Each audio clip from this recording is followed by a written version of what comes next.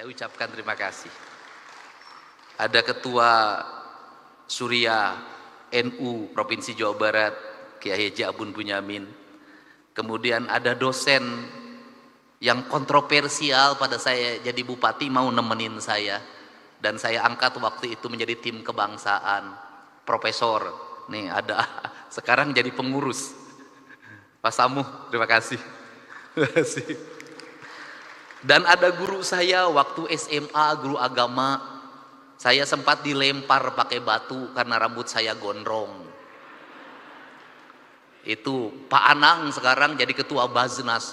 Tadi suntangan sama saya, jangan, saya bilang guru. Jadi ini orang-orang yang saya kenal. Dan kita tidak akan bisa berkumpul di sini kalau tidak diizinkan oleh jajaran IPDN.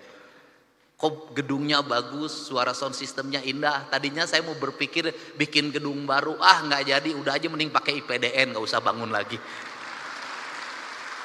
Seluruh jajaran pimpinan daerah Kabupaten Sumedang, Pak Bupati, Pak Kajari, Pak Dandim, yang mewakili Kejaksaan Tinggi, Kapolda, dan yang mewakili juga Pangdam 3 Siliwangi.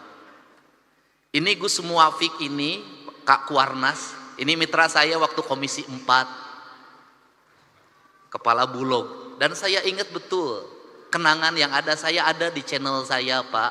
Bapak ngasih uang pada anak yang jualan yang saya bawa dari Subang, Pak, ke gedung DPR. Saya ingat. Dan yang paling utama ini ada turunan Galuh yang support saya terus-terusan.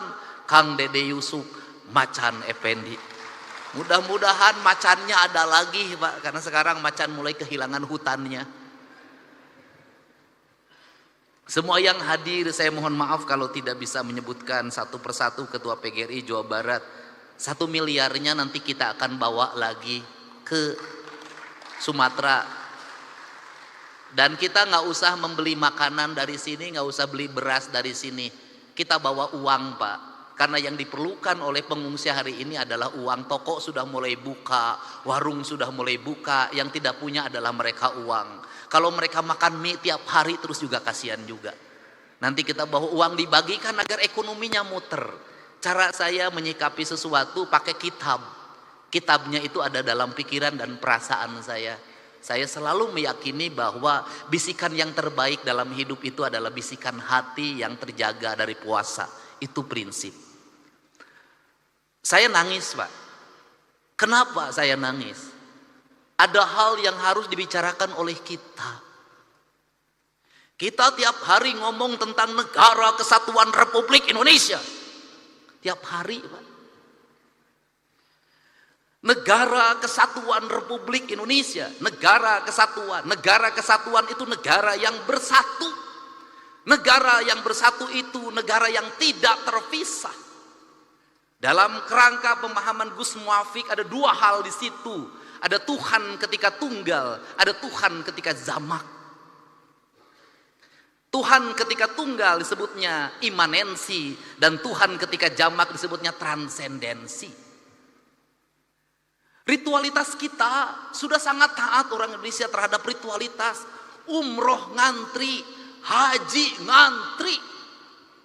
Luar biasa ritualitas kita. Masjid terbangun di mana-mana dengan indah. Tetapi ada 2 hal yang hilang, tercerabut dalam tradisi agama kita adalah kita mencintai Tuhan tapi lupa terhadap hukum Tuhan.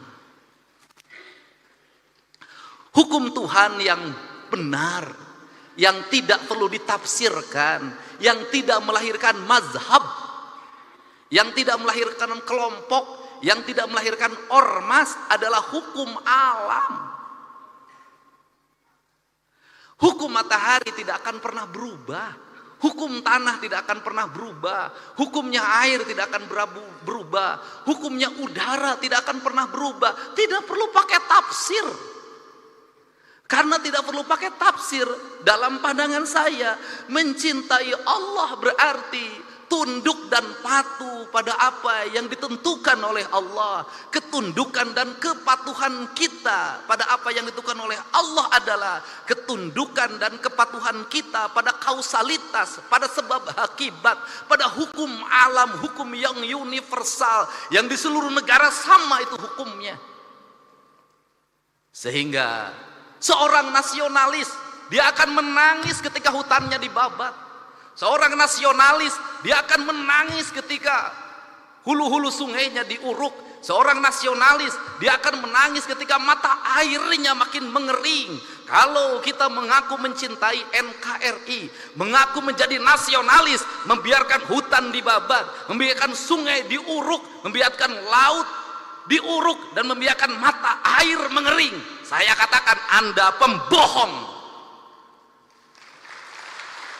Dan Anda tidak mencintai Indonesia. Saya secara pribadi hari ini anak-anak muda, Kak Kuarnas mulai posting di media sosial, mereka menggugat, Pak. Apa yang mereka gugat? Belanda menjajah Indonesia 350 tahun. Gunung masih utuh, samudra masih terbentang luas, sungai-sungai jernih. Dia meninggalkan perkebunan yang terhampar, bangunan-bangunan yang indah, gedung-gedung yang kokoh, jalan-jalan yang kuat, jembatan kereta api yang kokoh. Indonesia merdeka 80 tahun.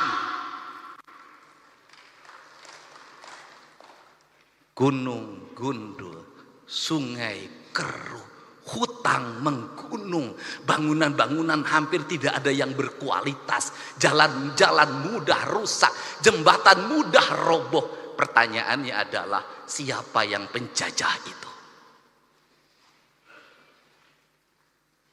Ini kesadaran mungkin tidak layak diomongin sama gubernur, tapi saya mewakili hati nurani saya yang selalu ingin saya ungkapkan dimanapun. Kenapa?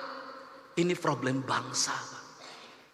Dan kebiasaan kita ini adalah ketika bencana kita ribut melakukan perbaikan, tapi nanti ketika sudah musim kemarau lagi lupa lagi, berbuat lagi.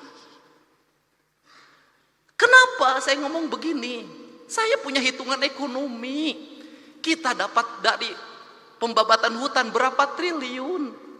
Kita dapat dari pengambilan pasir berapa, dari pengambilan gunung berapa. Tapi ketika bencana berapa puluh triliun, ratus triliun yang harus kita kerahkan. Rugi.